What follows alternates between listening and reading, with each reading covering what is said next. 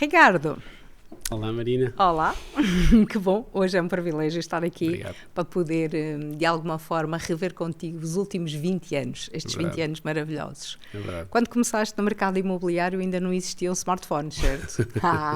Verdade. Verdade. É verdade. Hoje és efetivamente o líder do grupo RQ, és o fundador do método Cisne e efetivamente são 20 anos de experiência acumulada neste processo. Verdade. E realmente já lá vai mesmo muito tempo. Já. Conta-me, o que é que na verdade te fez manter durante tanto tempo neste setor? As pessoas. Principalmente as pessoas. Eu iniciei a atividade muito, até por uma questão de oportunidade de gestão de tempo. Depois a parte financeira, mas o que me fez mesmo manter nisto foi perceber que a atividade em si me permitia estar e chegar a pessoas que de uma forma muito mais simples do que de outra forma. Mas foi mesmo isso. Que maravilha, que maravilha. E quando é que tu consegues recordar-te quando é que foi o momento em que te disseste quero isto para o resto da minha vida? É complicada essa pergunta. Assim, eu não estava satisfeito na atividade em que tinha, muito por isto que já falei, da questão de tempo. Eu trabalhei na Sonai, uma fase em que a Sonai estava a apertar muito a exposição. Eu saía de manhã, chegava à noite, não via luz do dia. Depois isto levou-me a começar ou seja, o meu processo de crescimento dentro da organização também não ia ser nada de especial. E há uma altura em que eu vejo a possibilidade de trabalhar para comercial. Hoje chamam-se, são consultores, mas na altura era um comercial imobiliário, que era relativamente perto de onde eu vivia. E sei que isto até pode fazer sentido, e fui tentar perceber como é que era trabalhar no imobiliário. Eu já tinha uns amigos que os pais trabalhavam no imobiliário, já tinha mais ou menos uma ideia, muita família ligada à construção civil, ou seja, isto terá alguma coisa a ver com casas. A verdade é que quando me foi apresentado, eu disse, isto é interessante, muito por causa disto, e foi muito a gestão do tempo inicialmente que me levou a mudar para o setor. Porquê? Porque eu ter um horário de entrada, ou seja, é lógico que depois ao longo do tempo nós vamos nos adaptando, mas eu perceber que eu posso gerir o meu dia, posso gerir o meu tempo, ainda por cima com isso capitalizar financeiramente e resultados, né? Foi mesmo o que me fez entrar nisto. O que me fez o clique mesmo, talvez passados só 3 anos da atividade, em que disse, é mesmo por aqui, porque até lá foi muito tentativa e erro. Mas é por aí. 3 anos depois. Quase. Perfeito. Resiliente. E, na verdade, o que é que tu sentes que fizeste que a maioria não estava disponível para fazer? Arrancar um setor como este, novo, com toda uma estrutura, uma dinâmica totalmente diferente. É preciso, efetivamente, encontrar um caminho, não é? O que é que fazias que os outros não lhe apeteciam, não queriam? Eu demorei muito tempo a perceber o negócio.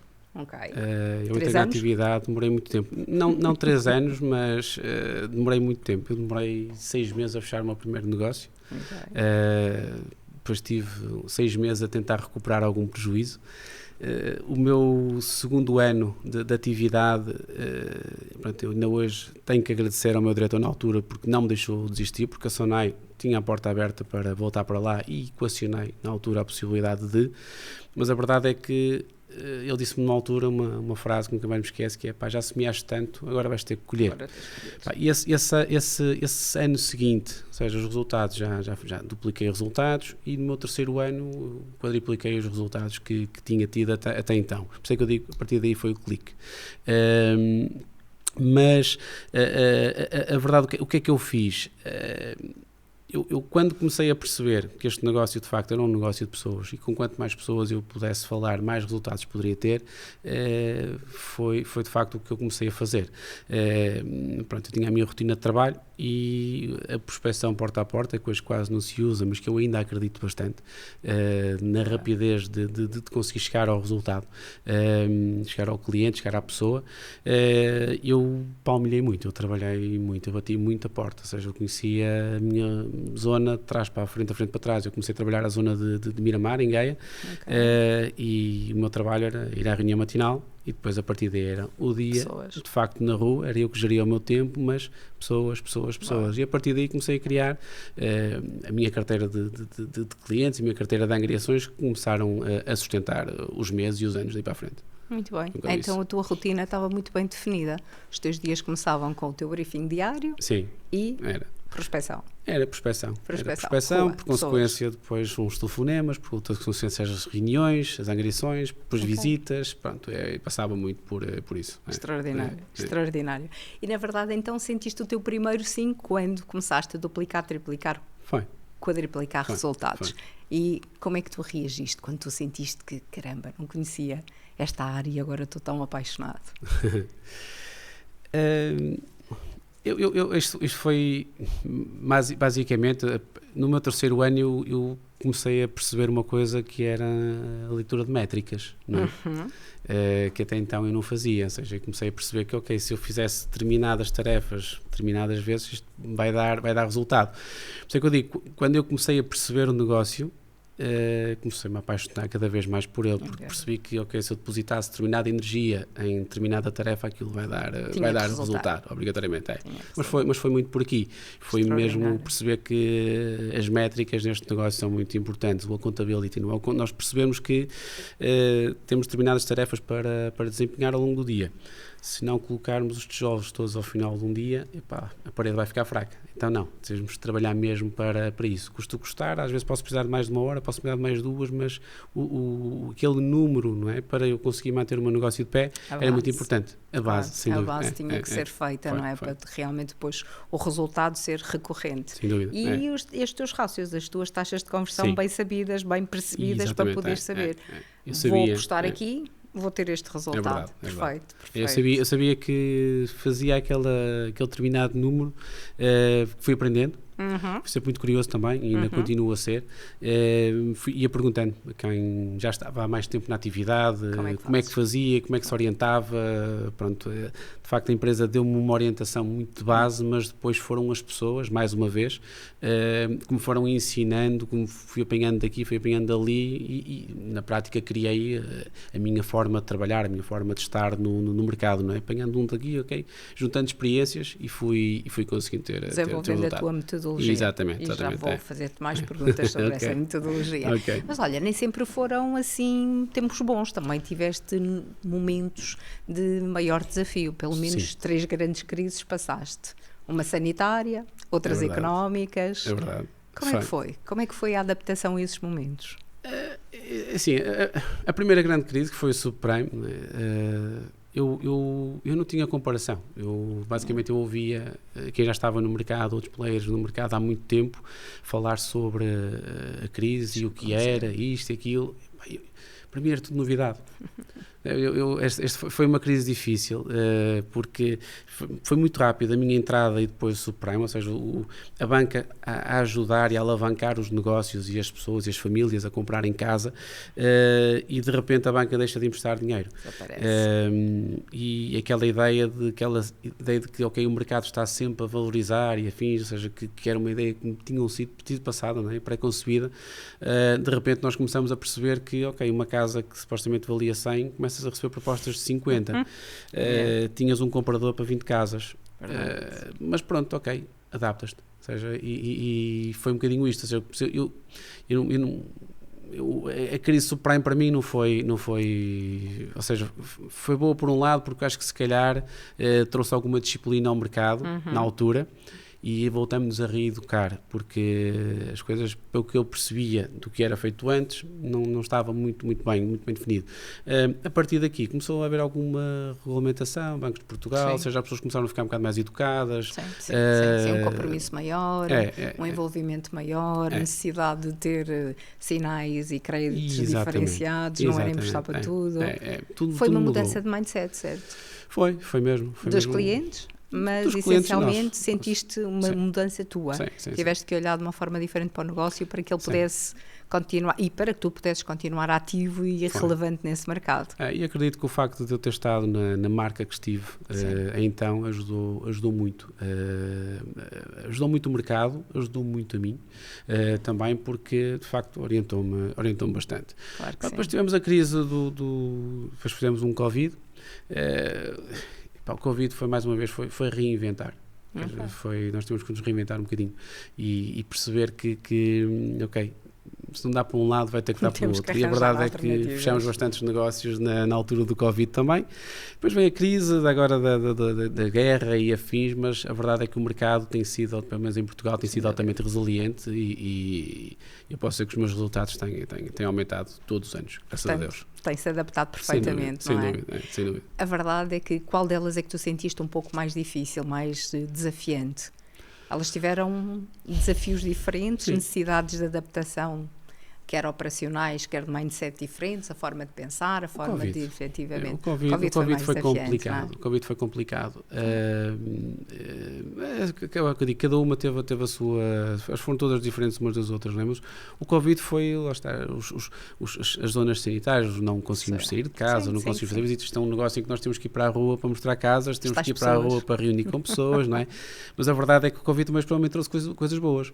Hoje é muito simples, nós marcamos uma reunião através de um Zoom, seja perde-se ou não se perde ou não se gasta tempo nas locações e afins, por isso trouxe coisas boas e trouxe coisas más. Na verdade ajudou-te a introduzir novas ferramentas e novas metodologias àquilo que já fazias muito bem, porque tu eras um homem de terreno, sempre foste um homem de terreno, de pessoas, de estar com as pessoas, e juntaste depois ali o digital e a forma de poder escalar, poupar tempo, de ser mais produtivo e escalar. Foi uma fase boa a nível de investimento, por acaso, porque, ou seja, pronto, nós tínhamos aquelas licenças para poder andar na rua, andava pouca gente na rua e eu fui aproveitando uma ou outra possibilidade até para fazer negócio, até mais do que na parte da mediação imobiliária, que por acaso também correu muito bem. Já a lançar os investimentos num formato diferente, não é? Sim. Hoje, quando tu ouves alguém a dizer que o mercado está mau, o que é que te ocorre? O que é que te passa na mente? O que é que lhe dirias?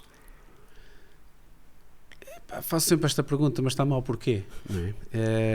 Eu há uns anos atrás assisti a uma palestra do Alex Rovira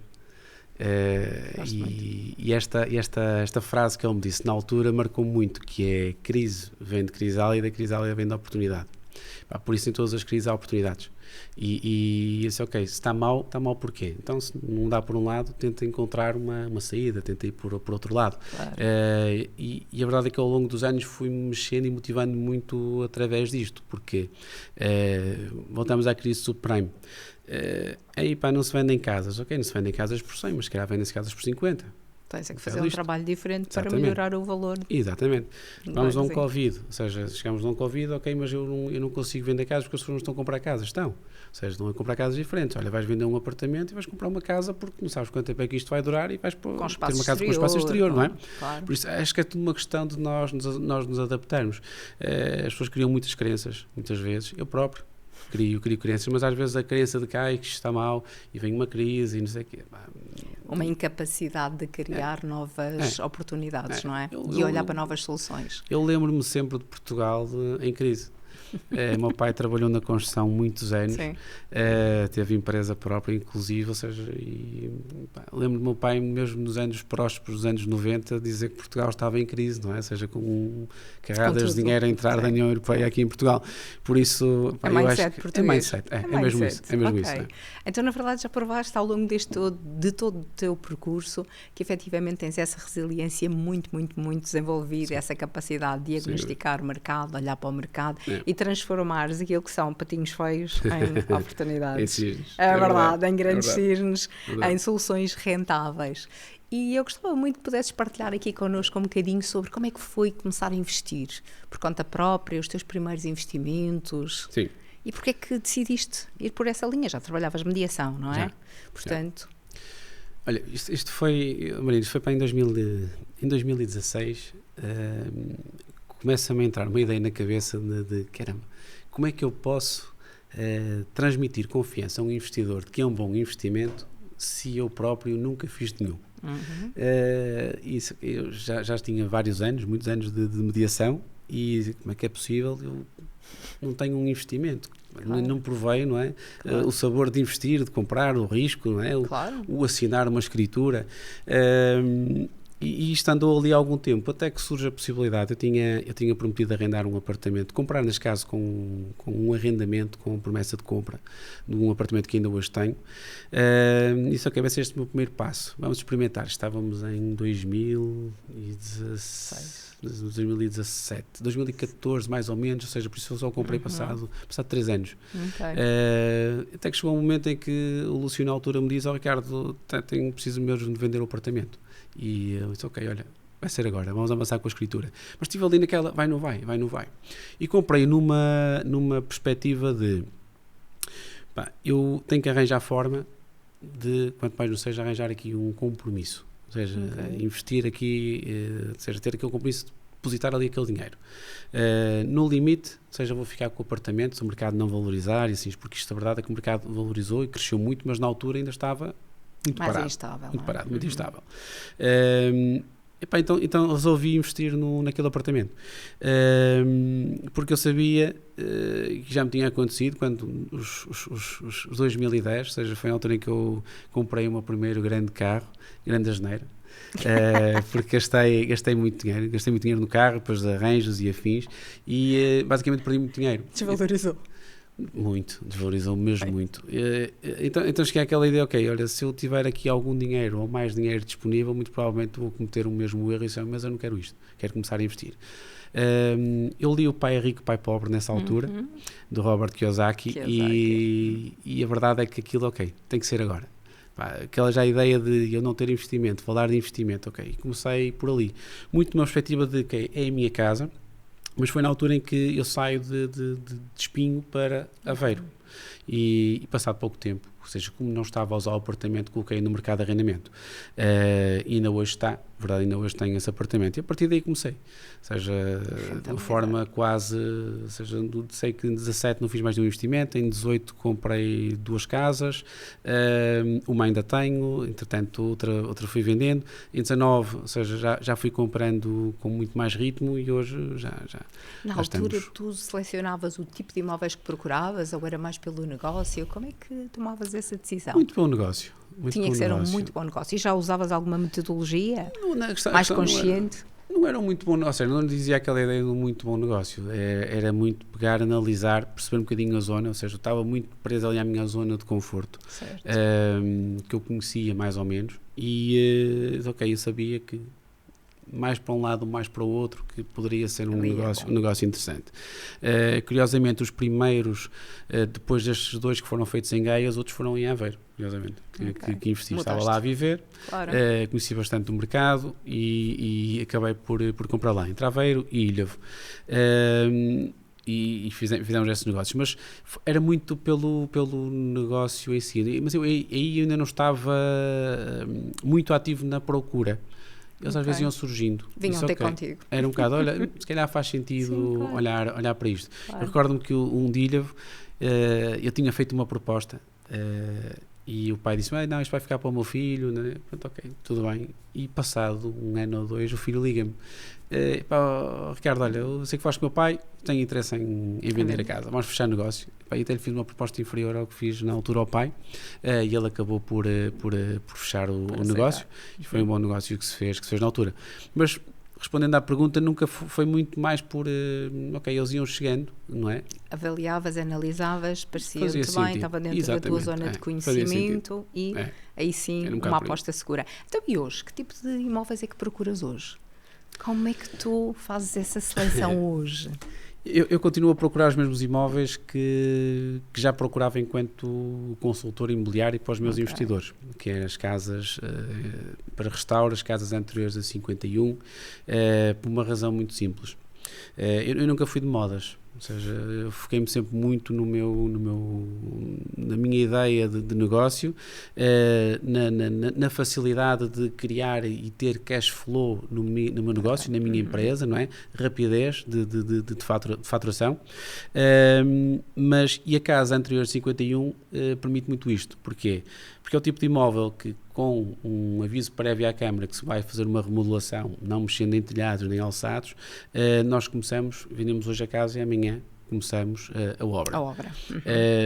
E esse tipo de casa traz sempre dois público-alvos. Traz o investidor, também traz aquele cliente final. Claro. Então eu sabia que se arranjasse um imóvel para um investidor que comprasse aquela casa, que a restaurasse e voltasse a colocar o imóvel comigo, ou seja, eu fazia um negócio, 2 negócios e provavelmente podia trazer um cliente final que tinha o seu apartamento para vender e que para comprar teria que vender o apartamento, ou seja, então eu estava ali a fazer o meu negócio. E andei muito sempre à volta disto.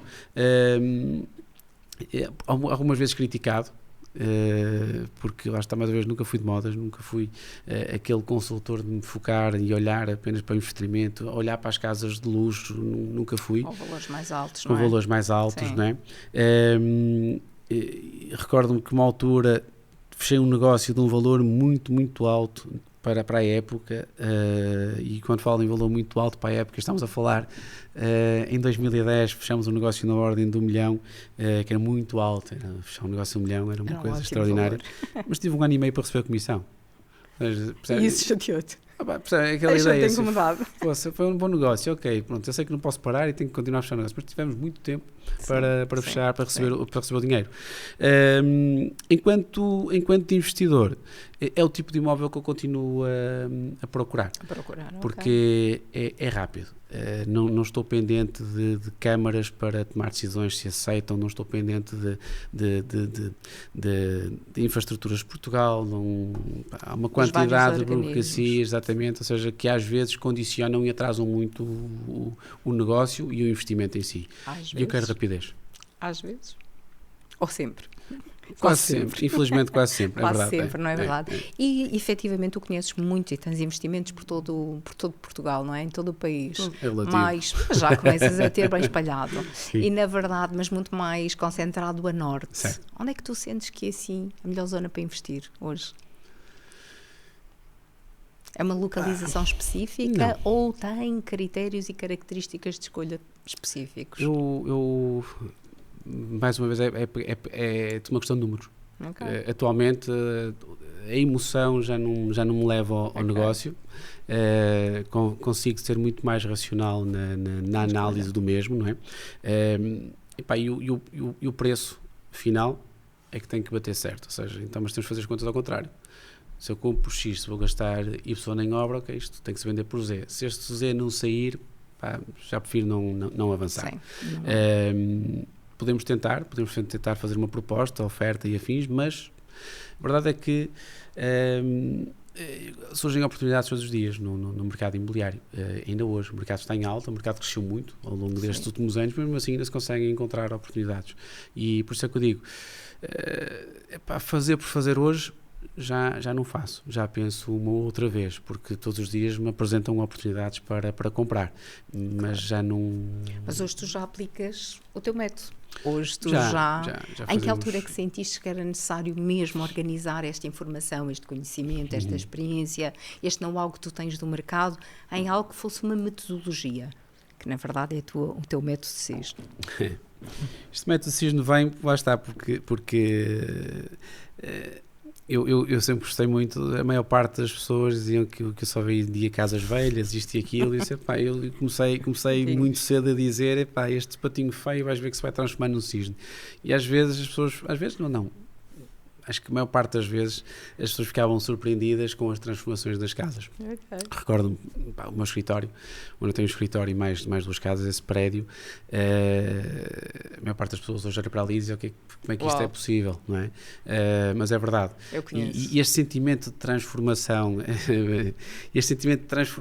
de ok, vou transformar uma coisa que é feia numa coisa bonita, foi o que me desafiou. E depois também fui desafiado para a empresa que trabalha comigo, os meus colegas, dizer, ok, então o método vai ser um método cisne. E como é que ele surge? Olha, eu comecei a ter muita gente, pela exposição às redes sociais e afins, comecei a ter muitas pessoas a chegarem ao pé de mim e a dizer que queriam investir. Mas algumas sem conhecimento nenhum do negócio, queriam investir numa perspectiva de, ok, eu meto dinheiro nas mãos e começas a trabalhar. Depois outras pessoas queriam estar comigo de uma forma um bocadinho mais ativa, mas depois chega a parte crucial no negócio imobiliário, que é o dinheiro. Claro, não é? A decisão financeira, não é? O dinheiro. Claro. E então, mas quanto é que tu tens para investir? Uns com 20, outros com 30, outros com 50. Eu lamento, mas não há nada no mercado para isso. Ou é muito difícil. Claro. Ou seja, quando aparece, tens que estar preparadíssimo, líquido, preparadíssimo não é? para. Financeiramente preparado. Isto despertou-me uma ideia de que espera lá, se eu tenho uma máquina montada, em que eu tenho a parte da mediação, temos a parte do investimento, toda a análise de investimento que nós já fazemos dentro da organização, desde a captação, ou seja, eu ir a um imóvel e conseguir fazer uma orçamentação, fazer um planta 2D, idealizar o potencial, um 3D e depois o veículo para colocar novamente o imóvel no mercado, porque não é de organizar aqui um programa que me junta aqui vários investidores em que eu vou usar o capital deles e conseguir com isso fazer com que eles também ganhem muito mais dinheiro do que provavelmente ter o dinheiro parado no banco. E a ideia começou a ser montada muito a partir disto. A nível de comunicação começamos a passar muito esta ideia do método Cisne e a verdade é que a procura veio. As pessoas contactaram, perceber como é que isto funcionava e de facto a receptividade tem sido muito boa ao longo do tempo e estamos mesmo a desenvolver e fazer crescer isto. É verdade. E se tu pudesses resumir assim em poucas palavras, como é que diferencias ou fazes essa diferença em relação ao que existe no mercado? O que é que diferencia o método Cisne? O método Cisne? Olha, primeiro, acho que a dedicação à causa. Acho que não sou uma Má Teresa de Calcutá, estou com isto numa perspectiva de ganhar dinheiro, não é? E de crescer, mas muito mais numa perspectiva de conseguir ajudar as pessoas também a ganharem mais algum dinheiro, ou seja, terem aquele part-time sem um esforço, muitas vezes, que têm que o ter, tendo um segundo trabalho. Mas o que é que valida o método Cisne? Olha, primeiro sentido de entrega, honestidade. Acho que estamos muito transparentes na forma como apresentamos o negócio e a análise do mesmo. Okay? Fazemos análise com outro investidor de alguns negócios que chegam e que eles estão com vontade em investir e às vezes dizemos, se fosse eu não fazia, não é? Porque às vezes é importante e acredito que se a pessoa às vezes fizer um primeiro mau investimento depois não vai querer continuar na atividade porque vai correr mal. Claro. Por isso também somos bastante criteriosos na análise do mesmo, em sentimento entre ajuda, mas de resto eu não vejo que nós façamos nada mais extraordinário que não ser trabalhar com o objetivo de pôr as pessoas a ganharem algum dinheiro. Com honestidade. Sim. E é verdade que tu falas na questão financeira, não é? A importância de, nós estamos aqui em formato não financeiro, estamos com um intuito de rentabilidade. Sem dúvida. No entanto, desde o nosso início de conversa, tu falas nas pessoas e é muito patente que neste teu método Cisne as pessoas continuam a ter uma importância fundamental em todo este processo. O poderes ajudá-las, não é? O poderes efetivamente acompanhá-las e fazer com que elas possam ter uma rentabilidade sempre baseada nessa ética e honestidade que te caracteriza. Maravilhoso. Há coisas que ao longo dos anos eu fui começando a perceber que as pessoas, para ter uma vida um bocado mais decente, têm que ter grandes sacrifícios, têm que ter 2 trabalhos, que leva depois a uma coisa, que é começam-se a perder os valores das famílias. E eu hoje, como sendo pai, há coisas que valorizo, que é o estar com os meus filhos. Claro. Trabalhamos muito durante a semana, e quando falo muito, estamos a falar 12, 14, 16 horas muitas vezes por dia, e há 2 dias da semana que para mim são quase intocáveis, que é o tempo com os meus filhos. Claro. Eu às vezes vejo pessoas a trabalharem durante a semana e terem que fazer part-times e não, ou seja, para trocar muitas vezes o tempo deles por pouco dinheiro. Não é? Mas um complemento que é fundamental naquela família, sem dúvida. naquele agregado, claro que As pessoas acreditam que é preciso ter muito dinheiro para investir no imobiliário, e às vezes não é o que eu digo. Então, eu quando olho para isto, com esta ideia do método Cisne, de juntar vários investidores, é um bocado as pessoas, deixa-me falar com o Ricardo, deixa perceber se eu consigo entrar num ou outro negócio, quanto mais não seja, imagina, tenho 20 mil euros aqui parados, ou consigo ir buscar dinheiro a um imóvel, tenho um imóvel quase pago. É fácil eu fazer um refinanciamento e com isso conseguir ter ali capital para começar a investir. Se eu conseguir transformar esses 20 mil euros em 2 mil euros em meio ano, não é mal. não é? Não é mau. Ou seja, e com isto as pessoas vão começando a procurar outro tipo de vida que não têm hoje muitas vezes. Porque há muito esta crença de que é preciso muito dinheiro para investir. Não é. Ou seja, só preciso procurar as pessoas certas. Então essa é a principal crença que tu identificas nos investidores com que trabalhas hoje. Na verdade, tu hoje és mentor. És mentor destes pequenos investidores que começam a criar aqui também a sua pool de investimentos, começarem a lançar-se neste mercado. E essa é a principal crença que sentes, é que é preciso mesmo muito dinheiro, muito esforço para poder ter algum retorno. Assim, o negócio imobiliário é preciso de dinheiro. Eu não vou desmistificar isso. Não existe. Exatamente. E quem diga ao contrário lá está a faltar a ética ou a honestidade nos processos. Não, claro, é preciso de dinheiro. Claro que a verdade é que eu não preciso de fazer um negócio sozinho. Claro. Não é? Claro que sim. E é um bocadinho isto. Okay? Divides risco, mas divides investimento, divides lucro depois. Temos é que nos juntar, ou seja, e perceber como é que podemos fazer determinados negócios. Há negócios que vão dar para uns, há negócios que não dão, não é? Claro, nós dentro do programa temos investidores altamente passivos. Ok, Ricardo, está aqui o dinheiro e trabalha e dá-me a rentabilidade que está proposta. E temos aqueles que até gostam de estar no terreno, são um bocadinho mais ativos. Querem saber mais sobre como é que vai desenvolver aquele negócio. E depois vão começar a fazer negócios entre eles e pronto, e deixamos de estar, ou seja, vamos estar cá quase como conselheiros, não é? Como advisors, se faz sentido ou se não faz, claro. Mas as pessoas vão começar a dar os seus próprios passos. E é um bocadinho isto que nós fazemos. Confiança é uma das palavras que mais me está aqui a vir à mente conforme tu vais falando do teu método. Confiança, porque se ela não estiver lá, se tu não estiveres a trabalhar com grupos, com pessoas que efetivamente confiem em ti, na tua experiência, na tua metodologia, mas confiam também na tua escolha, nas pessoas que tu colocas dentro destes grupos, a forma como montas todo o processo. Sim. Como é que essa confiança, como é que tu vais passar essa confiança? Já me deste uma pista, portanto, já falaste exatamente que fazer estes negócios com esta clareza, esta transparência e desde quando sejam realmente rentáveis, vai ser determinante, porque senão as pessoas fazem não fazem mais. Certo. Mais alguma coisa que tu pensas assim para dar mais visibilidade a essa confiança que as pessoas podem ter no teu método e em ti e em todo o processo? A confiança é o principal. E honestamente, quando as pessoas não estão confiantes, dizem ok, não avances, não quero fazer negócio, prefiro não fazer do que estar ter alguma pessoa desconfortável no processo. Há pouco tempo recusei um amigo para um negócio porque apesar de nós já nos termos comprometido com o negócio, temos analisado toda a documentação, ou seja, toda a documentação, apesar de nós percebermos e sabemos analisá-la, tudo é verificado através de um solicitador ou um advogado, ou seja, notários normalmente, desculpa, não advogado, validamos sempre numa possibilidade de se eu quiser fazer a escritura amanhã, eu consigo, eu posso, ok? E depois do processo todo explicado, vocês vão colocar, ok, eu vou ter que enviar isto para um advogado, ok, envia, mas dá-me uma resposta rápida. O advogado não respondeu e fiz, ok, não vamos fazer negócio, porque este negócio é um negócio de rapidez. Sim. Ou andamos ou não andamos. Tem ritmo, ou andamos ou não andamos. Claro. E se a pessoa não está confortável, não avanço. Mas há formas de ultrapassar isto. Eu sei que nos primeiros negócios pode ser muito complicado, porque ok, eu vou pegar e vou meter 100 mil euros nas mãos daquele caramelo, ainda não o conheço, não é? Mas é muito simples. Normalmente os apartamentos, os imóveis, não é? São comprados sem recurso a financiamento, é muito fácil, as pessoas metem o capital e fazem uma hipoteca sobre o mesmo.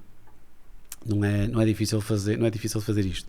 Os contratos de participação associativa, ou seja, quando somos nós a usar o capital em nosso nome, são reconhecidos notarialmente. Okay? Tudo é feito. Por isso não é o problema. O processo, ou seja, desde que se faz a escritura, ou prévio, não é? A análise de documentação e afins, desde que se faz a escritura, o acompanhamento de obra, até à fase final em que vamos vender o imóvel, todo o processo é acompanhado, as pessoas online conseguem ter acesso a isso. Por isso, eu não vou dizer que sou mais honesto que os outros, nem de longe nem de perto, não é essa a minha intenção, mas tento ser o mais claro possível e transparente no processo. Quando sinto que as pessoas não estão confortáveis, não faço negócio, não dá, porque isto ou estamos ou não estamos. Sim. Se há um desconforto, qualquer que ele seja, não é? Num nível mais comportamental ou num nível mais técnico, mais financeiro, na verdade vai inquinar o processo, não é? Dúvida. Mas creio que o que mais fácil vai ser passar ao mercado neste teu método é a pessoa que tu és, são os exemplos que tu já deixaste ao longo destes 20 anos de carreira, é esta confiança baseada em exemplos concretos, testemunhos concretos, coisas, provas que tu podes mostrar, demonstrar e dizer, olha, aqui aconteceu desta maneira, ganhámos isto, fizemos assim, e podes falar com quem quiseres, destas pessoas, que elas vão te dar este feedback. Esta comunicação que nós não estávamos a fazer e que agora começamos, mesmo para de facto as pessoas perceberem que isto não é só o falar, que de facto acontece, não é? Pronto, é um bocadinho isto, tudo que passamos é real, seja E se me permites, eu vou acrescentar aqui um ponto à diferença do teu método.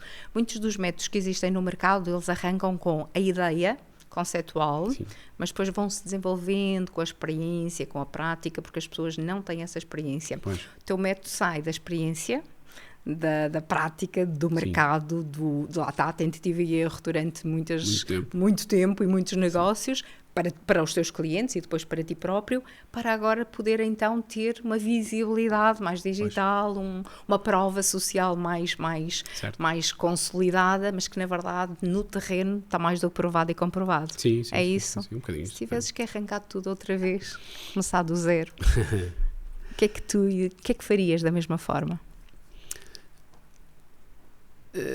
Eu gosto muito daquela frase do back to basics, não é? Ou seja, gosto muito disto, transmito isto muito à minha equipa, que às vezes nós precisamos de parar e voltar a fazer o básico, ou seja, e não complicar. Eu recordo-me de uma mais uma vez uma frase de um colega numa das minhas primeiras convenções em que assisti, em que ele olha para o público e diz, pessoal, olha, o meu sucesso é não inventar. Não foi bem assim, ele virou-se e disse, não inventem, não é? Por isso eu acho que a roda já está inventada, o mercado imobiliário não tem segredos, por isso eu voltava a fazer o mesmo, ou seja, o que é pessoas, relacionar-me com as pessoas.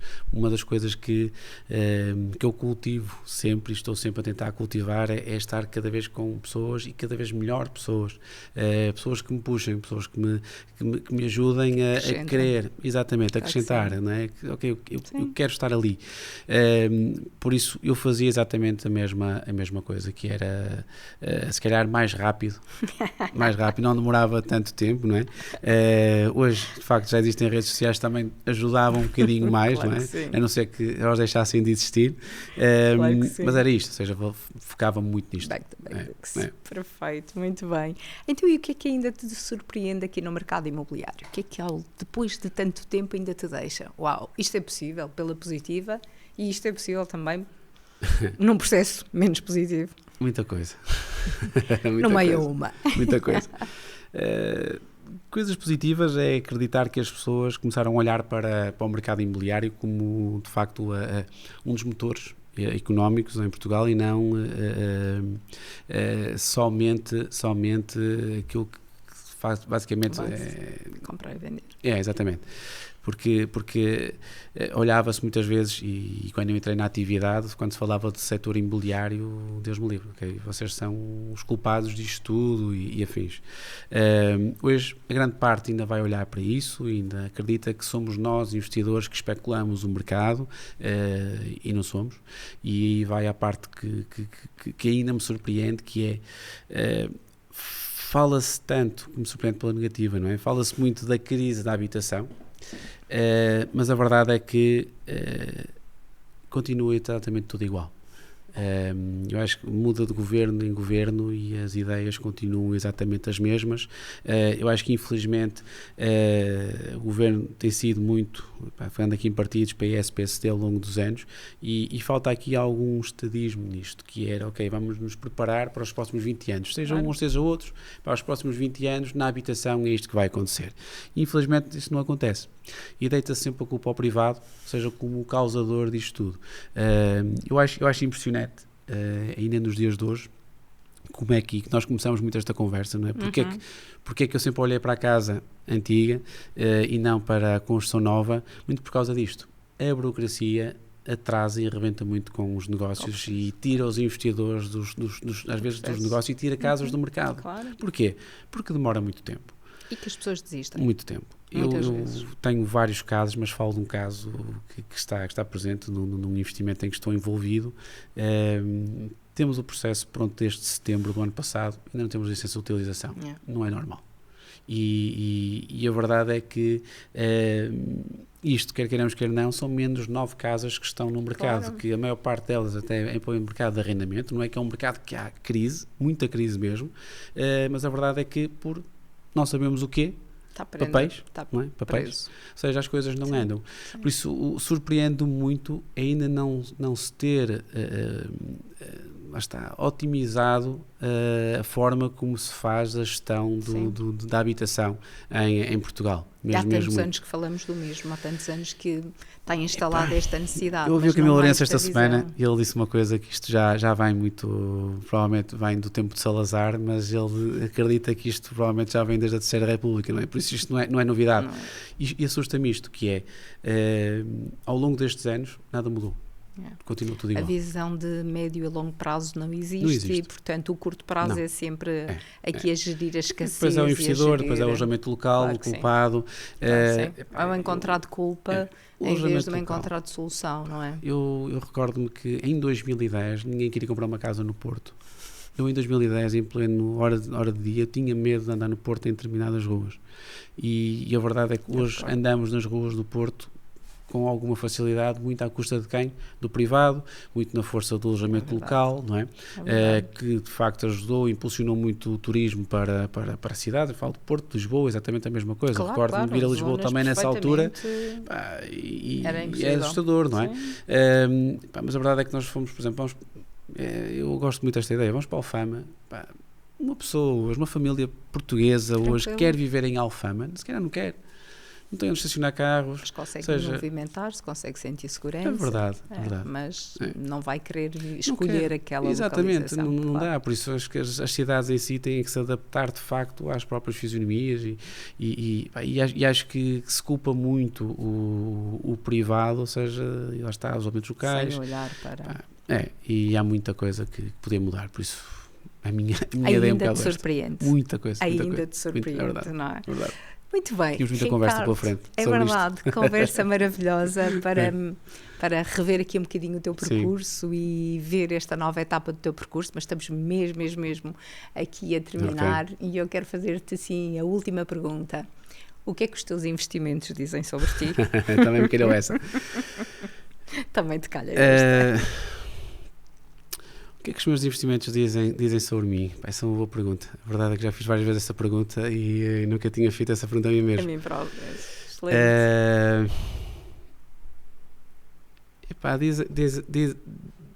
Dizem que sou uma pessoa bastante honesta, que entrego muito ao que dou.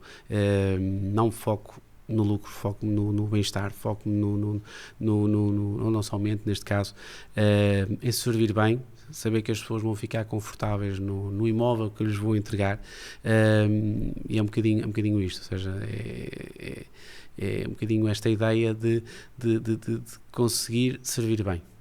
Entregar mais, não é? Servir com excelência.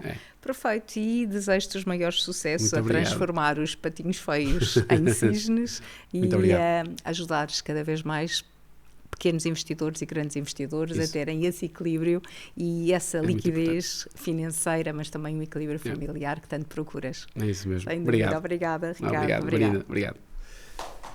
Ótimo, cumprimos.